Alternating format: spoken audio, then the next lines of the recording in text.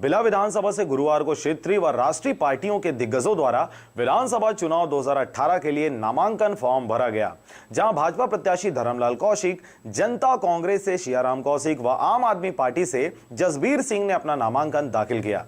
नामांकन दाखिल करने पहुंचे सभी प्रत्याशियों के साथ उनके समर्थक बड़ी संख्या में बिलासपुर पहुंचे हुए थे।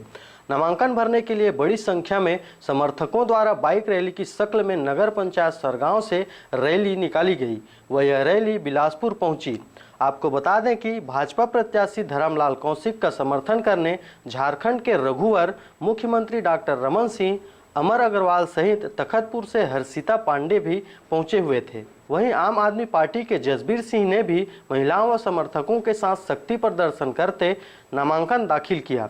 इसी के साथ ही मरवाही विधानसभा से पूर्व मुख्यमंत्री व जनता कांग्रेस के सुप्रीमो अजीत जोगी ने अपने हजारों समर्थकों के साथ बिलासपुर पहुंच नामांकन दाखिल किया।